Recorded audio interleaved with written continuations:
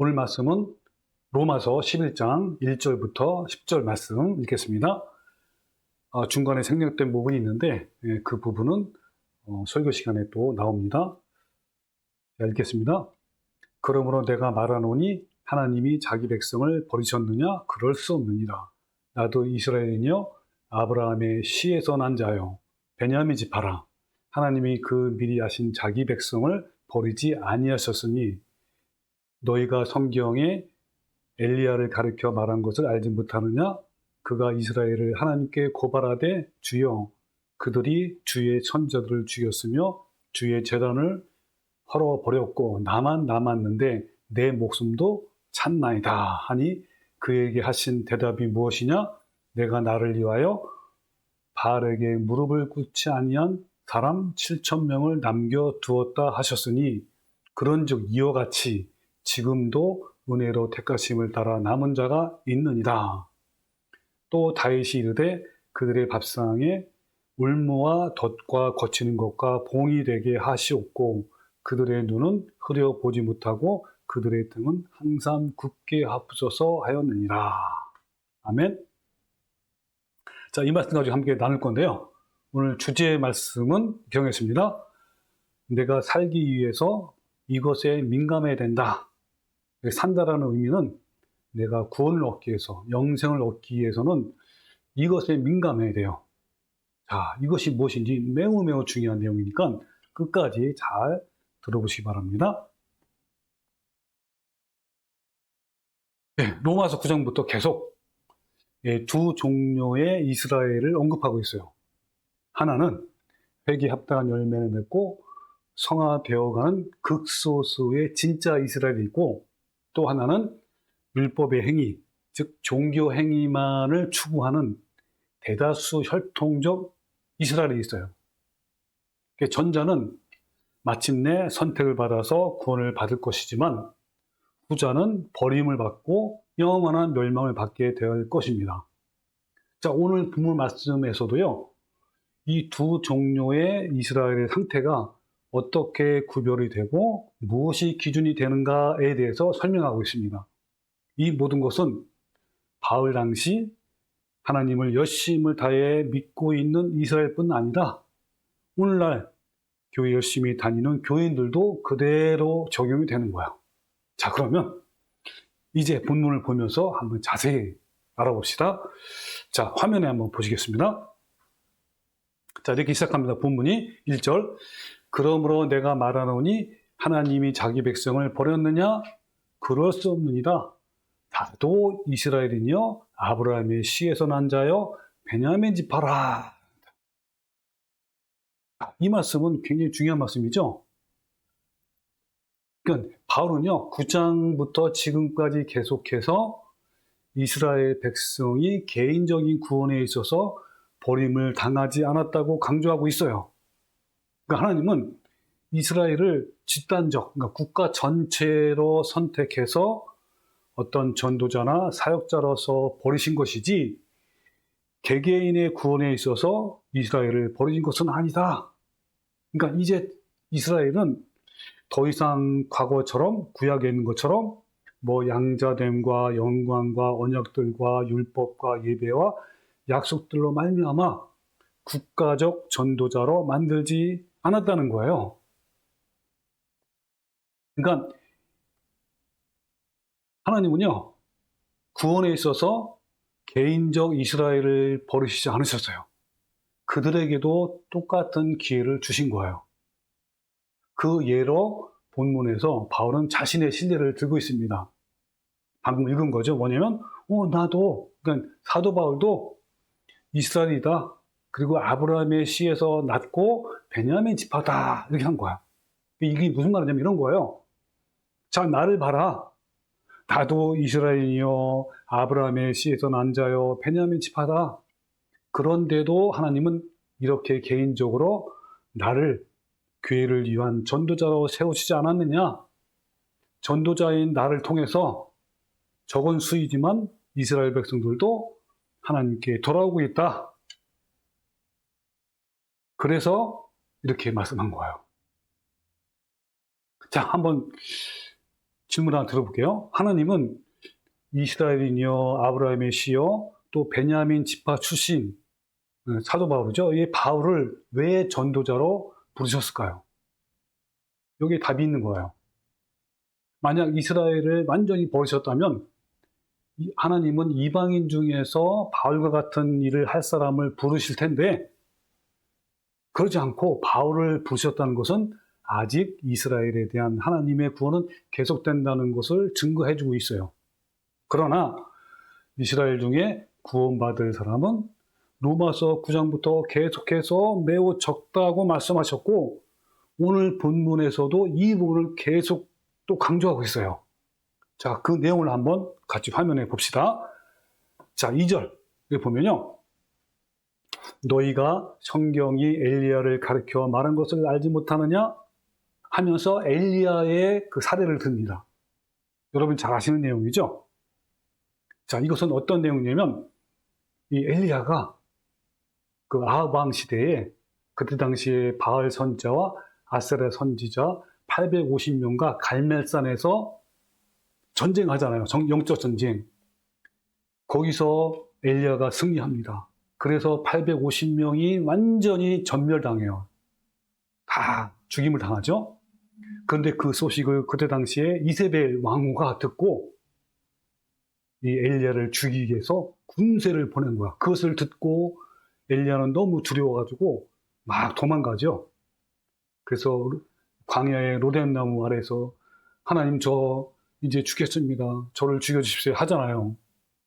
그때 이제 천사가 나타나서 빵도 먹이고 물도 먹여서 살려가지고 또 40주야를 막 달려서 호렙산에 이릅니다. 호렙산 어느 굴에서 또 하나님께 뭐라고 기도하냐면 하나님 이제 나만 남았습니다. 근데 나의 생명도 지금 위기에 처했습니다. 죽이려고 합니다. 어떻게 하면 좋아요? 막 그랬더니 그때 하나님이 엘리야에게 말씀하신 내용이 바로 뭡니까? 오늘 내용이에요. 바알에게 무릎을 꿇지 아니한 사람 7,000명을 남겨두었다. 지금 그 얘기를 하는 거예요. 자, 제가 읽어볼게요. 그가 이스라엘을 하나님께 고발하되 주여 그들이 주의 선자를 죽였으며 주의 제단을 헐어버렸고 나만 남았는데 내 목숨도 찾나이다. 이렇게 하니까 그에게 하신 대답이 무엇이냐? 내가 나를 위하여 바알에게 무릎을 꿇지 아니한 사람 7,000명을 남겨주었다 하셨으니 그런즉 이와 같이, 이거 중요합니다. 이와 같이 지금이 언제죠? 여기는 바울 당시예요. 바울 당시에도 은혜로 택하심을 따라 남은 자가 있다. 이 말은 무슨 말을 하려고 하냐면 여기서 은혜를 따라 택하심을 받은 남은 자, 즉 성화를 이뤄가며 구원을 이뤄가는 자가 극소수라는 거예요. 너무너무 적다라는 거예요. 그 내용을 하는 거예요. 그래서 그런즉 이와 같이 지금도 은혜로 택하심을 따라 남은 자가 있느니라. 이건 뭐냐면 이런 상황은 엘리야 시대에도 바울의 시대에도 그리고 오늘날에도 마찬가지라는 것을 말해주고 있는 거예요. 그러니까 바울 당시에도 이스라엘 가운데 참 복음으로 좁은 길을 가는 하나님의 친백성이 있다는 거예요. 근데 이스라엘 중에 진짜 이스라엘은 거의 보이지 않아요. 마치 엘리야가 그랬던 것처럼 바울도 자기 주변에는 없는 것 같아. 그러니까 엘리야도 자기 혼자만 남았다 그러잖아요. 아무도 없는 것 같아. 진짜 하나님을 잘 믿는, 진실로 믿는 이스라엘 민족이 없는 것 같아. 그래서 나만 남았다 하는 거죠. 바울도 자기 주변에는 아무것도 없는 것 같았어요. 이런 현상은요, 오늘날 교회도 마찬가지예요. 오늘날 참 성도를 찾기가 매우 어려울 정도로 극소수예요. 아무리 찾아봐도 진리를 따라 좁은 길을 가는 참 성도를 찾기가 너무너무 쉽지 않아요. 본문 말씀에서도 이 부분을 강조하기 위해서 엘리야가 실제로 경험한 사건을 사례로 들고 있는 거예요. 그래서 이 말씀은 어떤 말씀을 인용하냐면 열왕기상 19장 10절 말씀 인용한 거예요. 제가 읽어볼게요. 이스라엘 자손이 주의 언약을 버리고 주의 제단을 헐며 칼로 주의 선자를 죽여 싸우며 오직 나만 남았거늘 그들이 내 생명을 찾아 뺏으려고 하나이다. 그러세요. 그러나 하나님이 엘리야에게 7,000명이 남아있다고 하신 거야. 그 내용이 18절이에요. 그러나 내가 이스라엘 가운데 7,000명을 남기리니 다 바알에게 무릎을 꿇지 아니하고 다 바알에게 입맞추지 아니한 자라. 진실한 자다. 진실한 성도다. 이렇게 이해한 거예요. 자, 이 말씀을 로마서 11장 4절에 그대로 인용한 말씀이에요. 내가 나를 위하여 바알에게 무릎을 꿇지 아니한 사람 7,000명을 남겨뒀다. 그게 뭐냐면 엘리야 시대에도 진실한 성도가 전혀 없는 것은 없는 것 같지만 조금 남아있는 것처럼 바울 당시도 마찬가지다, 이런 얘기 하는 거예요. 바울은요, 특별히 하나님이 7,000명을 남겼다라고 표현하고 있어요. 이것은요, 로마서 9장에 우리 몇 주 전에 보았던 내용이에요. 바울이 이사야에게 기록된 남은 자를 말하는 거야. 같은 의미예요. 자, 한번 읽어볼게요. 로마서 9장 20절에 아마 기억날 겁니다. 또 이사야가 이스라엘에 관하여 이치되 이스라엘의 자손의 수가 비록 바다의 모래 같을지라도 남은 자만 구원을 받는다 그랬단 말이에요. 네, 모래같이 많지만 그 중에서 남은 자, 극소수란 말이에요. 적은 수이지만 그 남은 자만 구원을 받는다. 그 남은 자가 어떤 사람이냐면요, 진짜 회개 열매를 맺는 개인을 말하는 거예요. 그러니까 이스라엘 전체를 말하는 것이 아니라 적은 수이지만 하나님을 온전히 순종하는 진짜 이스라엘이 있다는 거예요. 이것은 마치 자신 혼자만 남아있다는 생각 때문에 큰 슬픔과 고통 중에 있는 엘리야에게 하나님이 바알에게 무릎을 꿇지 아니한 7,000명을 남겨뒀다라는 상황과 같은 거예요. 이 7,000명은 이스라엘의 우상 숭배가 극심했던 시기에 하나님께서 남겨두신 소수의 신실한 백성을 의미하는 거야.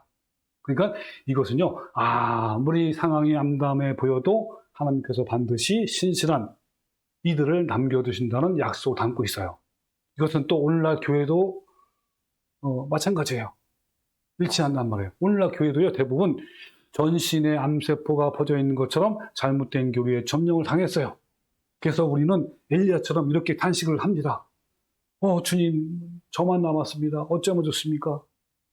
이때 하나님께서는 그러나 내가 이스라엘 가운데서 7,000명을 남겼다라고 한 것처럼 지금도 그런 사람이 있는데 매우 적다, 극소수이다, 이런 얘기를 하고 싶은 거예요. 그래서 로마서 9장 20절에 이스라엘과 이스라엘 관하여 외치되 이스라엘 자손의 수가 비록 바다의 모래 같을지라도 남은 자만 구원을 받는다. 이 말은 뭐냐면 이 예언의 말씀은요, 실제로 BC 722년에 아수르에 의해서 이스라엘이 멸망당함으로 성취됐어요. 바로 그 직전 선지자가 이사야 선지자였단 말이에요. 이미 작정된 파멸 가운데서도 여호와를 진실로 의지하는 자가 있을 것인데 바로 그들이 이스라엘의 남은 자다. 이 남은 자는요, 마침내 회개하고 자기를 고쳐 돌아온 자를 말하는 거예요. 하나님께서 최종적으로 이들을 선택하시고 구원과 영생을 주신 거예요. 즉 남은 자들은 진심으로 하나님만 의지하며 순종하는 자들이고 내면이 주님의 거룩함, 성화를 이루어가는 자들이에요. 이런 자들은 이사야 시대에도 바울의 시대에도 지금도 마지막 때에도 항상 극소수예요. 이사야는요, 이 남은 자가, 구원을 받을 자가 얼마나 적은가를 표현하기 위해서 뭐라고 했죠? 바다의 모래를 가지고 이렇게 비교했단 말이에요. 얼마나 적은가를 표현하기 위해서. 그래서 제가 그 엘리야 시대의 그 인구수를 한번 조사해봤어요. 해봤더니 그때 총 인구수가 약 400만 명에서 500만 명이 된대요. 이 중에 7,000명만 성화를 이루어가는 하나님의 나라에 합당한 자였단 말이에요. 그러니까 이스라엘 백성은 모두 하나님을 믿는 신자이기 때문에 총 인구수로 했지만 이걸 한국에 적용시키려면 총 인구가 아니라 총 기독교인 수로 해야 돼요. 그래서 오늘날 한국의 총 기독교인 수가 얼마냐면 약 800만 명이래요. 그러면 비율로 하면 2배 되죠. 그러니까 엘리야 당시에는 400만 명 중에 7,000명이 있는데 오늘날 한국에는 800만 명 중에 얼마가 되죠? 비율로 하면 그렇죠. 네. 죽으니까 14,000명 되는 거야. 네, 하나님 나라 합당한 자, 성화를 이뤄가는 진실한 그리스도인이 14,000명이 되는 거예요. 그러니까 이렇게 된다는 것이 아니라 그냥 단순 비교를 해본 것뿐이에요. 그러니까 구원을 받는 수가 얼마나 적은가를 단순 비교를 통해서 알아본 거란 말이에요. 네, 이 부분에 대해서 주님은 이렇게 말씀했습니다. 누가복음 13장 23절에 어떤 사람이 여짜오되 주여 구원을 받는 자가 적습니까? 그러니까 그들에게 이르시되 좁은 문으로 들어가기를 힘쓰라. 내가 너에게 이르노니 들어가기를 구하여도 못 들어가는 자가 많다. 즉 다시 말하면 구원을 받는 자가 극소수다. 이런 말을 하는 거예요. 여러분, 진리를 아는 사람은요 언제나 소수였어요. 그러나 그 진리대로 살아가는 사람은 더 소수이고요. 그런데 끝까지 그 진리의 길, 좁은 길을 가서 마침내 천성문에 도착하는 사람은 더 소수란 말이에요. 자, 다시 본문으로 돌아갑시다. 이 항상 소수인 진실한 성도들은 하나님의 은혜로 남은 자들이라고 다음 본문에 말씀하고 있습니다. 함께 화면을 봅시다. 15절에 보면 이와 같이, 그렇죠? 이와 같이 지금도 은혜로 택하심을 따라 남은 자가 있느니라. 그렇죠?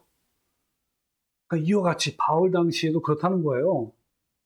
여기서 택하심이 뭐냐면 명사인데 헬라어로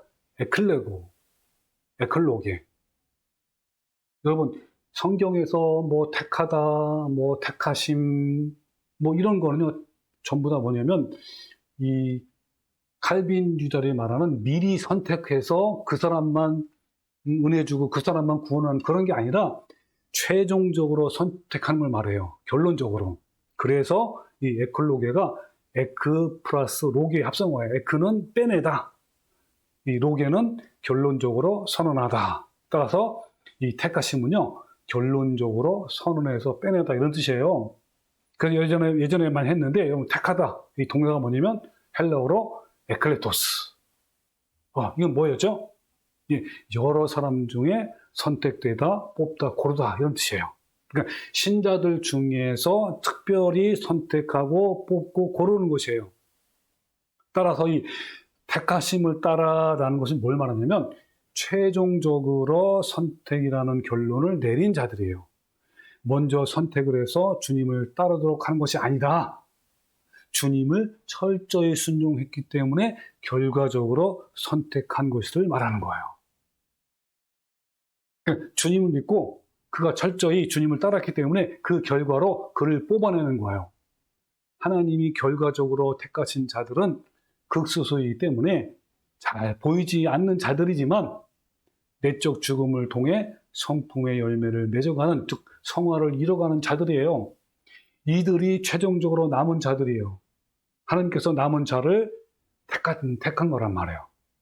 비록 그들은 내적 죽음을 통해 성품의 열매를 맺어가는, 즉 성화를 이뤄가는 자들이라 할지라도 그들을 최종적으로 선택한 것은 하나님의 은혜였어요. 그래서 5절에 이와 같이 지금도 은혜로 택하심을 따라 남은 자가 있다 했단 말이에요. 은혜가 바로 헬라어로 카리스잖아요. 카리스. 이건 호의, 친절, 자비 이런 뜻이에요. 그러니까 내적 죽음을 통해 성품의 열매를 맺어가는, 즉 성화를 이뤄가는 남은 자들도 역시 하나님의 엄격한 기준의 잣대로는요 아직 부족해요. 그렇단 말이에요. 그러니까 하나님의 은혜로, 호의로, 친절로 그 부족한 부분에 대해서 그냥 넘어가시는 거예요. 그냥 넘어가 주신 것이고 그냥 덮어주시고 간과하신 거예요. 따라서 7,000명은 은혜로 택하심을 따라 남은 자예요. 우리가 아무리요 날마다 자아를 죽이며 선화를 이룰지라도 완전하신 하나님 앞에서는 여전히 부족하고 또 부족해요. 하나님의 은혜가 아니면 아무도 완전한 거룩하신 하나님 앞에 설 수가 없어요. 그래서 이 모든 것이 은혜라고 본문을 밝히고 있는 거예요. 그리고 또한 6절에 보면 만일 은혜로 된 것이면 행위로 말미암지 않음이니 그렇지 않으면 은혜가 은혜되지 못하였느니라. 그러니까 이 7,000명의 택하심은요 그냥 그들의 행위가 아니었어요. 바로 하나님의 은혜가 결론적으로 택하심의 선택을 내리게 된 거예요. 하나님 은혜라는 거예요. 자, 다시 본문에 봅시다. 화면에 보시면요 7절 그런즉 어떠하냐? 이스라엘이 구하는 그것을 얻지 못하고 오직 택하심을 입은 자가 얻었고 그 남은 자들은 우둔해졌느니라. 자, 여기 보면 두 가지 종류의 이스라엘이 나와요. 하나는 정말 아까 말한 혈통적인 이스라엘, 진심으로 하나님을 따르지 아니하는 사람들은요, 그것을 얻지 못해, 즉 구원을 얻지 못했어요. 근데 반대로 극소수이지만 진실로 하나님을 따르는 그런 사람은 마침내 택하심을 얻었단 말이에요. 근데 그 아까 말한 대다수의 혈통적인 이스라엘 사람 백성들은요, 우둔해졌어요. 그래서 그 남은 자들은 우둔해졌다 이렇게 말한 거예요. 그래서 그런 즉 어떠하냐 직역하면 그러면 무엇이냐 이런 거예요. 이게 무슨 말이냐면 이 결말을 묻는 말이에요. 바울은 다음과 같이 말한 겁니다. 이스라엘 역사 속에서 항상 그랬듯이 하나님을 신앙하는 진실한 자들은 언제나 소수였고 그러기 때문에 잘 보이지 않았다. 그런데 그들이 최종적으로 택하심이 된 것은 결국 하나님의 은혜였다라고 하면서 본문 7절 말씀으로 이어지는 거예요. 뭐라고 합니까? 그러면 어떠냐? 그러면 무엇이냐? 이스라엘이 구하는 것을 얻지 못하고 오직 택하심을 입은 자가 얻었고 그 남은 자들은 우둔해졌다 했단 말이에요. 그러니까 여기서 말하는 이스라엘은 집단적 이스라엘을 가리키는 거야. 즉 이전에도 말했듯이 그들은 혈통적인 이스라엘이에요. 혈통적으로 이스라엘 백성이지만 단순히 신앙이 학습되어 관습화된 사람들을 말하는 거예요. 그들 역시 하나님을 알고 종교적 행위가 있고 구원의 확신까지 가지고 있는 사람들이에요. 그러나 그들의 내면은 전혀 회개와 거룩함을 이뤄가지 않는 사람을 말하는 거예요. 따라서 이스라엘이 구하는 것을 얻지 못하고 그랬잖아요. 결국 이스라엘은 구하는 것, 즉 구원을 얻지 못했다는 거예요. 이 얻지 못하다가 에서 얻다가 바로 헬라어로 에피틴가노. 이게 뭘 말하냐면 달성하다, 도달하다 이런 뜻이에요. 그러니까 혈통적 이스라엘은 열심히 달렸어요. 종교 생활을 열심히 했지만 목표점에 도달하지 못했어요. 그들은 구원을 달성하지 못한 거예요. 구원이라는 영광에 도달하지 못했단 말이에요. 율법의 행위로 즉 종교적 행위들로는 결코 구원을 달성하지 못하는 거예요. 결국 구원에 이른 자는 아까 말한 소수였단 말이에요. 소수이기 때문에 잘 보이지 않았던 남은 자들, 즉 내적 자아의 죽음으로 치열한 자기와의 전쟁에 이긴 사람들은 구원에 이르렀어요. 그래서 오직 택하심을 입은 자가 얻었고 라는 말씀을 직역하면 그러나 택하신 자들이 도달했다라는 의미예요. 그러니까 뭐냐면 결과적으로 최종적으로 택하심을 받은 자들이 구원에 도달했다, 달성했다 이런 거예요. 물론 이것은 하나님의 은혜여서. 그렇다면 도달하지 못한 이스라엘 나머지는 어떻게 됐다랄까요? 네, 본문에 뭐라고 했죠? 그 남은 자들은 우둔해졌다라고 했어요. 이 말씀에서 남은 자들은요, 신실한 성도가 아니라 반대로 소수인 신실한 성도를 제외한 나머지 모든 사람들, 그러니까 대부분 사람들을 말하는 거예요. 즉 최종적으로 택하심을 받지 못한 자들은 우둔해졌느니라 라는 말씀이에요. 자, 이 말씀을 한번 같이 화면해 봅시다. 우둔하다가 뭐냐면 헬라어로 포로. 자, 이거를 해석하면 이런 거야. 단단해지다.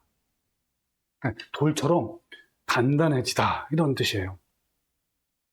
그 우둔함은 명사용 아닌 명사, 우둔함이 헬라어로 포로스인데 대리석, 단단한 돌 이런 뜻이에요. 그 뭐냐면 소수를 제외한 나머지 대다수 이스라엘은 그 영혼이 그 양심과 마음이 대리석처럼 단단해졌어요.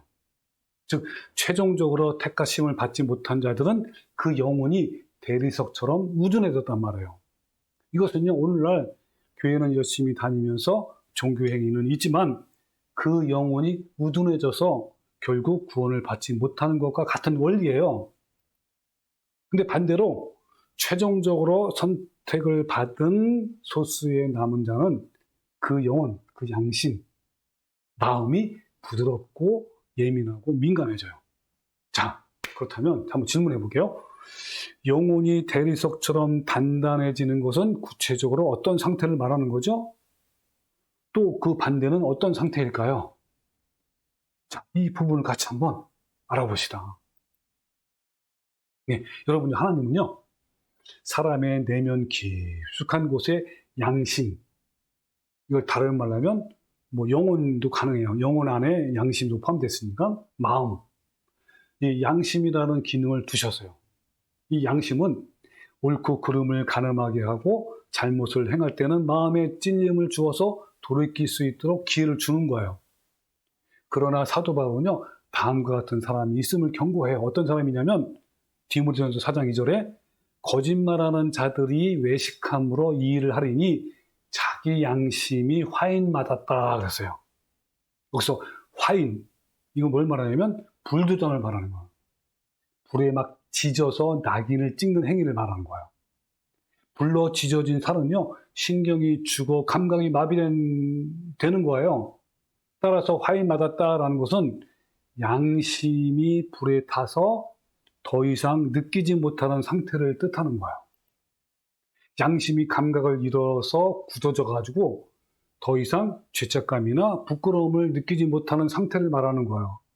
그 결과 죄에 대해서는 무감각해지는 거고 하나님의 은혜에 대해서는 굳어버린 마음 상태가 되는 걸 말해요. 근데요, 이것만큼 큰 저주가 없어요. 성경은 양심이 굳어지면 죄를 죄로 여기지 못하고 오히려 악을 선하다라는 데까지 타락한다고 경고를 하고 있어요. 이렇게 죄를 반복하면요, 양심이 마비되고 결국 멸망의 길로 가게 되는 거예요. 하나님을 경외하는 마음이 없기 때문에 잘못을 부끄러워하지 않고 오히려 당당하게 주장하게 되는 거예요. 근데 요즘 이런 교인들이 많다는 거예요. 그래서 디모데전서 1장 19절에 뭐라냐면 믿음과 착한 양심을 가지라. 어떤 이들이 이 양심을 버렸고 그 믿음에 관하여는 파선했다라고 했습니다. 근데 이런 상태에 처한 사람이 오히려 마음이 편안할지 몰라요. 왜냐하면 뭐 죄에 대한 갈등도 그치고 죄에 대한 괴로움도 없기 때문에 그런 거예요. 어떤 죄를 범해도요, 마음속에 갈등이 더 이상 없는 거예요. 그러나 그들에게 어느날 갑자기 심판의 날이 다가올 거예요. 다시 정리하면 종교 행위는 열심히 하지만 대다수 혈통적 이스라엘은 그 영혼이 양심이 단단히 굳어져서 구원을 받지 못하는 거예요. 그러나 죄에서 진심으로 회개한 극소수의 사람들은요, 그 영혼이 부드럽고 민감해서 성화를 이루어 결국 구원을 받게 되는 거예요. 다시 한번 강조하지만 이 영혼이 양심이 굳어져 있는지 아니면 거룩하신 성령님으로 말미암아 부드럽고 민감한지 알 수 있는 기준이 무엇이죠? 예, 그것은요, 바로 삶 속에서 작은 죄와 허물일지라도 범했을 때 내 마음 상태가 어떤가에 따라 내 양심의 마음의 상태를 알 수 있는 거예요. 그러니까 비록 작은 죄와 허물일지라도 범했을 때 마음이 양심이 찔리고 괴롭고 아픈 정도가 깊을수록 영적으로 깨어있는 것이고 주님과 가까이 동행하고 있다는 증거예요. 그러니까 진짜 성도라면 이럴 때 작은 죄일지라도 가난한 마음으로 통회하고 애통하는 마음으로 주님께 막 참여하고 그래서 하나님 앞에서 다시는 범죄하지 않기를 다짐하고 막 결심하는 이런 사람이에요. 근데 반대로 명백한 죄임에도 불구하고 죄로 여기지 않고 담담하다면 그 영혼이 무든해지는 거예요. 이런 사람에게는요, 웬만한 죄는 죄로 여기지 않아요. 자신의 죄를 깨닫지 못하는데 어떻게 그 죄를 회개할 것이며 그 죄에서 어떻게 자유로울 수 있겠습니까? 그 죄에서 벗어나지 못하고 평생 매어 있게 되는 거예요. 그렇게 죄들이 계속 내 안에 쌓이게 되면요. 그 죄들에 의해서 지배당하게 되고 죄의 종이 되고 결국은 본문 말씀처럼 구원을 얻지 못하는 거예요. 만약 범죄를 했는데도 아무런 죄책감을 느끼지 못하면 그 사람은 양심에 화인 맞은 것과 같은 거예요. 그것은 저주를 받은 거예요. 가장 무섭고 안타까운 것은 자신이 범죄하고도 양심에 아무런 죄책감이 없는 것이에요. 근데 문제는 뭐냐면요. 처음에는 하나님 말씀을 깨어 있어가지고 죄에 대해서 민감하게 반응하고 막 죄를 막 멀리하여요. 그러다가도요. 그러다가도 어떻죠? 예, 잠시 동안 영혼이 나태하고 깨었지 않으면 어느새 죄에 대해서 둔감해져요. 이건 우리 매우 경계해야 돼요. 매우 여러분 중요한 겁니다. 여러분 죄에 대해서 둔감해지면 어떻죠? 그러면요 그 이후부터 그 죄를 반복해도 전혀 양심의 가책을 못 느끼게 되고 그러니까 회개를 하지 못하게 되는 것이고 그러면 결국 어떻게 되죠? 죄의 종이 되어서 그 마지막은 영원한 멸망을 당하는 거예요. 그러니 얼마나 중요한 겁니까 이것이. 하나님과 친밀하고 영적으로 깨어있는 사람일수록 타락하고 부패한 죄성을 가진 존재임을 더 깨닫게 되는 거예요. 그래서 사도 바울도요, 순교 당하기 얼마 전에, 즉 가장 믿음이 성숙한 시기에 뭐라고 고백하냐면 나는 죄인 중에 괴수, 우두머리입니다 라고 고백했단 말이에요. 영적인 원리는 바로 이런 거예요. 영적으로 더 성숙할수록 하나님 앞에서 자신의 부패함과 부족함을 깨닫고 더 겸손해지고 더 낮아지고 죄에 더 예민해지는 거야. 그러니까 하나님과 친밀할수록 남들이 보기에 전혀 문제가 없는데도 그런 작은 문제나 작은 죄에도 민감하게 되고 그러면 그것조차도 짓지 않기 위해서 발버둥 치게 되는 거야. 이런 상태가 본문에서 말하는 극소수의 진실한 성도이고 엘리야 시대의 7,000명에 해당이 되는 거예요. 따라서 진실한 성도는 남들이 생각하기에 아무런 문제가 되지 않지만 그런 작은 것에서도 하나님의 사랑을 실천하기 위해서 자신이 누릴 수 있는 권리를 포기하기도 하는 거예요. 혹시라도 자신이 발견하지 못한 수문제가 있으면 그런 죄에서 벗어날 수 있도록 주님께 찾고 나가고 주님 말씀을 묵상하고 자신을 늘 돌아보는 거예요. 여러분이 이런 상태라면 분명히 깨어있는 성도이고 최종적으로 선택을 받는다는 증거가 되는 거예요. 그러나 반대로 진리와 멀어지고 어둠 속에 있으면 있을수록 자신은 죄가 없다고 하고 어렵다고 하고 의인이라고 말하기도 하고 나같이 하나님을 잘 믿는 사람이시면 나와보라 하기도 하고 나는 사역자이고 장로이고 권사이고 새벽기도에 꼬박꼬박 나간다고 하기도 하고 주일 성수와 안식일을 잘 지키고 헌금을 열심히 한다고 하며 또 방언도 하고 하나님의 음성도 듣고 병 고치는 은사도 있다고 하고 등등 자신의 공로를 자랑하는 거예요. 여러분은 어떠신가요? 오늘 본문에 두 종류의 신자가 있어요. 하나는 은혜로 택하심을 따라 최종적으로 남은 자이고 또 하나는 결국 구원을 받지 못하는 우둔한 자예요. 여러분이 최종적으로 선택감을 받은 남겨진 7,000명처럼 진심으로 하나님만 의지하고 순종하고 성화를 이뤄가는 자인지 아니면 종교 행위는 열심히 하지만 죄에 무감각한 자가 돼서 정말 죄에 대해서 민감하지 않는 그런 삶을 사는지 이 시간에 되돌아보십시오. 혹시 우리 안에 남을 탓하면서 정작 자신을 돌아보지 않는 모습은 없는지 잘못을 합리화하며 마음의 경고음을 무시하고 있는지 않는지 돌아봐야 하는 거예요. 하나님 앞에서 양심이 온전한 사람, 즉 작은 죄에도 민감해서 그 죄에서 벗어나는 사람이 바로 남은 자들이에요. 자, 다시 본문으로 돌아갑시다. 자, 이런 무서운 무감각에 대해 바울은요, 그 다음 본문에서 구약 성경을 인용해서 더 자세히 설명하고 있어요. 그 인용한 성경, 구약 성경은 이사야서와 다윗의 시편이에요. 함께 화면에 봅시다. 자, 6절. 기록된 바 하나님이 오늘까지 그들에게, 그들이 누구냐면 영혼이 우둔해진 사람을 말해요. 그들에게 혼미한 심령과 보지 못할 눈과 듣지 못할 귀를 주셨다 함과 같으니라. 이 말씀은요, 이사야서 6장 9절 10절 말씀을 인용한 거예요. 자, 볼까요 한번? 자, 여호와께서 이르시되 가서 이 백성에게, 이 백성이 바로 아까 그들에게, 즉 영혼이 우둔해진 사람을 말하는 거예요. 그들에게, 이 백성에게 이르기를 너희가 듣기는 들어도 깨닫지 못할 것이요 보기는 보아도 알지 못하리라 하여 이 백성의 마음을 둔하게 하며 그들의 귀가 막히고 그들의 눈이 감기게 하라. 염려하건대 그들이 눈으로 보고 귀로 듣고 마음으로 깨닫고 다시 돌아와 고침을 받을까 하노라. 이 내용을 인용한 거예요. 이들은요, 이미 결론이 난 사람들이에요. 바울이 이사야의 글을 인용한 것처럼 바울 당시 이스라엘 백성들도 이미 우둔해진 상태였어요. 바울은요, 또 시편에 있는 글을 또 인용해요. 그게 뭐냐면 9절에요.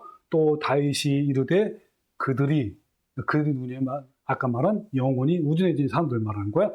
그들의 밥상이 울무와 덫과 거치는 것과 보응이 되게 하옵시고 그들의 눈은 흐려 보지 못하고 그들의 등은 항상 굳게 하옵소서 하였느니라.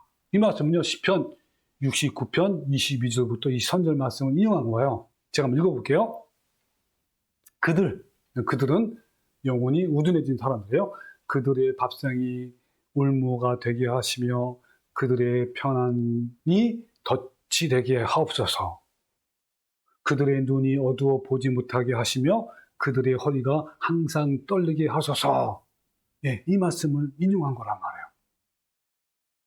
그러니까 그들에게는 죄로 인해 무감각함이 오히려 평온함을 주는 거예요.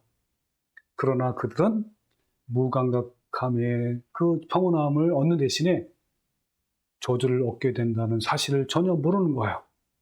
이런 상태에 처한 사람들끼리 밥상에 식탁에 둘러앉아서 서로 악한 말과 개교와 독설과 험담과 허망함의 소리들로 교제를 하는 거예요. 그러나 이 악한 교제들은 그들의 마음을 평온하게 해요. 그러나 그들은 그 결말을 모르고 있어요. 그들의 결말은 뭐죠? 그들의 밥상이 울무가 되게 하시며 그들의 편안이 덫이 되게 하옵소서 이거예요. 울무와 덫은요, 동물을 찬양할 때 사용하는 도구예요. 동물은요, 울무와 덫에 걸릴 때까지 전혀 인식을 못해요. 졸지에 어느 한순간 울무와 덫에 걸리게 된단 말이에요. 마찬가지로 영혼이 대리석처럼 굳어진 자들은 밥상에 모여서 서로 악한 말과 개교와 독설과 험담과 허망함의 소리들로 교제해요. 그런 악한 교제들은 그들의 마음을 평온하게 한단 말이에요. 그러나 이런 상태는 살아있는 동안 계속돼요. 그래가지고 성경에 그들의 눈이 어두워 보지 못하게 하시며 그들의 허리가 항상 떨리게 하옵소서 이런 거예요. 그들은 마침내 어느 한순간에 지옥의 나락으로 떨어지게 되는 거란 말이에요. 오늘날도 구약시대와 그리고 바울 당시와 똑같아요. 하나님은요, 모든 시대에 소수의 택한 자들을 선택하신 후에 나머지는 내버려 두세요. 그 남은 자들은 우둔해졌단 말이에요. 바울 때도 그랬고 지금 이 시대도 그런 거예요. 오늘날에도요, 하나님은 그 소수의 사람들을 언제 택하실지 몰라요. 그러나 어느 순간 보이지 않는 소수들을 택하신 다음 하나님은 그 나머지를 대다수 사람들 그냥 내버려 두시는 거예요. 그 나머지 사람들은 영원한 멸망을 당한단 말이에요, 결국은. 따라서 우리는 지금이라는 순간 무엇을 해야 할까요? 예, 나의 영혼이 죄에 민감하게 반응할 수 있도록 말씀으로 깨어 있어야 하는 거예요. 이에 대해서 시편 19편은 다음과 같이 말씀하고 있습니다. 다 같이 함께 화면을 봅시다. 7절 여호와 율법은 완전하여 영혼을 소생시키며 그랬죠. 여기서 여호와 율법은 여호와의 말씀이에요. 완전하고 영혼을 소생시켜요. 또 여호와의 증거는 말씀은 확실하여 우둔한 자를 지혜롭게 한대요. 또 여호와의 교훈은 여호와의 말씀은 정직하여 마음을 기쁘게 하고 또 여호와의 계명은 여호와의 말씀은 순결하여 눈을 밝게 한다고요. 그래가지고 분별하도록 한단 말이에요. 지혜롭게 한단 말이에요. 우둔한 자를 지혜롭게 한단 말이에요. 여호와를 경외하는 도는 즉 여호와의 말씀은 정결하여 영원까지 이르고 여호와의 법도 즉 여호와의 말씀도 진실하여 다 의로우니 금 곧 많은 순금보다 더 사모할 것이며 말씀을 사모해야 되는 거예요. 그리고 꿀과 송일그보다 더 달다 그랬어요. 이게 바로 여호와의 말씀이에요. 또 주의 종이 이것이 뭐죠? 주의 말씀으로 경고를 받고 이것을 즉 여호와의 말씀을 지킴으로 상이 크다. 이 상은 영원한 영생을 말하는 거예요. 그러면서 뭐라냐면 자기 허물을 능히 깨달을 자 누구리요? 여러분 자기 허물을 깨달은 자 누굽니까? 민감한 자 누구죠? 바로 여호와의 말씀이에요. 그 말씀을 읽고 묵상하고 그리고 그 말씀으로 경고를 받고 그 말씀을 지키는 자가 바로 자기 허물을 깨닫는 자예요. 죄에 예민하고요. 민감한 자란 말이에요. 나를 숨은 허물에서 벗어나게 하소서. 여러분 숨은 허물에서 벗어나는 자가 누굽니까? 네, 바로 깨어있는 자예요. 말씀으로. 또 주의 종에게 고의로 죄를 짓지 말게 하사 그 죄가 나를 주장하지 못하게 하옵소서. 그리하면 내가 정직하여 큰 죄가에서 벗어났나이다. 여러분 죄에서 벗어날 수 있는 길은 뭡니까? 네, 주의 말씀으로 깨어있는 자가 되는 거예요. 여러분 죄에 민감하기 위해서 즉 죄와 허물에서 벗어나기 위해서 우리는 부지런히 날마다 성경을 읽고 묵상해야 하는 거예요. 우리가 날마다 육신의 건강을 지키기 위해서 새끼 밥을 먹는 것처럼 영적으로 깨어나려면 날마다 생명의 말씀을 먹어야 하는 거예요. 그래서 히브리서 4장 12절에 뭐냐면 하나님의 말씀은 살아있고 활력이 있어 좌우에 낯선 어떤 것보다 예리해서 혼과 영과 골수와 관절 찔러 쪼갠대요. 그러니까 우리의 모든 인격을 찔러 쪼갠단 말이에요. 그리고 또 마음의 생각과 뜻을 판단하시나니 지은 것이 하나도 그 앞에 나타나지 않음이 없고 눈앞에 만물이 벌거벗은 것 같이 드러난다 그랬어요. 그러니까 이 하나님 말씀은요 살아있고 좌우에 낯선 것보다 더 예리해서 그렇기 때문에 죄를 적나라하게 드러내서 칼로 도려낼 수 있도록 한단 말이에요. 여러분 내 안에 있는 암세포가 있는데 그것을 모르면 어떻게 도려낼 수 있겠습니까? 그래서 하나님 말씀으로 늘 비침을 받아서 내 안에 숨어있는 죄를 민감하게 발견하시기 바랍니다. 그래서 날마다 성화를 이루어가는 극소수의 남은 자가 되시기를 바랍니다. 그러면 마침내 최종적으로 선택함을 받아서 구원을 받게 되는 영광에 이르는 그런 사람이 될 겁니다. 여러분, 우리 모두 죄에 민감해서 날마다 거룩함을 이루어가는 성도가 되시기를 주님의 이름으로 축원합니다. 아멘.